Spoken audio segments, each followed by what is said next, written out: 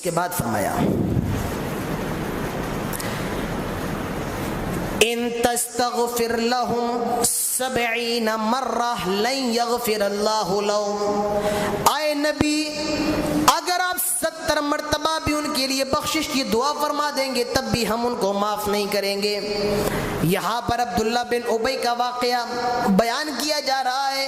یہ کون ہے؟ رئیس المنافقین ہے، سارے منافقوں کا سردار ہے عبداللہ بن ابی بن سلول۔ اس کا انتقال ہو جاتا ہے، یہ مر جاتا ہے۔ اس کا بیٹا ہے عبداللہ، وہ پکا سچا مسلمان ہے، مومن ہے۔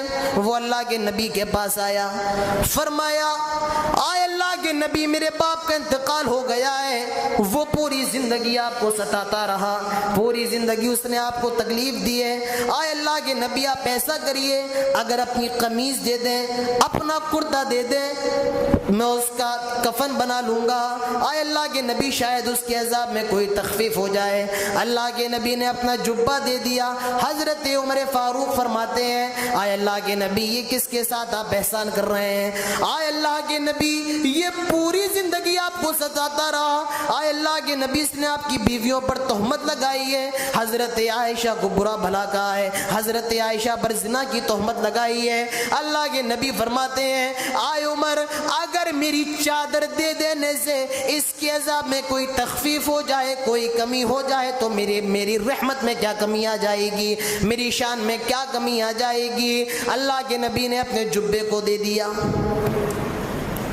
اور اس سے ایک چیز یہ بھی معلوم ہوئی، احسان کا بدلہ احسان کے ساتھ دینا چاہیے، اور اللہ کے نبی کبھی بھی احسان کو نہیں بھولا کرتے تھے۔ معاملہ یہ تھا جب جنگ بدر کے اندر حضرت عباس جو اللہ کے نبی کے چاچا ہیں ان کو قید کر لیا گیا تو ان کے کپڑے وغیرہ پھٹ گئے تھے اور وہ تھوڑے لمبے چوڑے تھے۔ مدینے کے لوگوں کے کپڑے لائے گئے مگر کسی کا بھی کپڑا حضرت عباس کو فٹ نہیں بیٹھا۔ یہی عبداللہ بن سلول تھا، یہی منافق تھا، یہ بھی لمبا چوڑا تھا، اسی لیے اس کا کرتا حضرت عباس کو آ گیا تھا۔ نبی نے اس احسان کو بھی یاد کرتے ہوئے اپنا جبہ اس کو دے دیا، اس نے میرے چاچا کے ساتھ احسان کیا لہذا احسان کا بدلہ بھی نبی نے احسان کے ساتھ دیا۔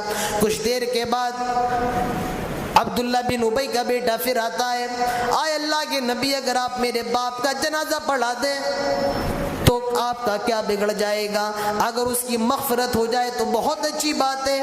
اللہ کے نبی اس کا جنازہ پڑھانے کے لیے چلے گئے۔ نبی اکرم جنازے کی طرف بڑھ رہے، حضرت عمر نے دامن کھینچا، آئے اللہ کے نبی دیکھیے کس کا جنازہ پڑھانے جا رہے ہیں۔ آئے اللہ کے نبی اس نے آپ کی بیویوں پر بہت تہمتیں لگائی ہیں، آئے اللہ کے نبی اس نے حضرت عائشہ کو بہت برا بھلا کہا ہے، آئے اللہ کے نبی یہ منافق ہے، اس نے آپ کو بہت زیادہ پریشان کیا ہے، آئے اللہ کے نبی اس کا کیوں جنازہ پڑھا رہے ہیں؟ اللہ کے نبی فرماتے ہیں آئے عمر مجھے تو رحمت للعالمین بنا کے بھیجا گیا ہے، آئے عمر اگر اس کا جنازہ پڑھانے سے اس کی مغفرت ہو جائے تو میری شان میں کیا کمی آ جائے گی، آئے عمر مجھے جنازہ پڑھا لینے دو۔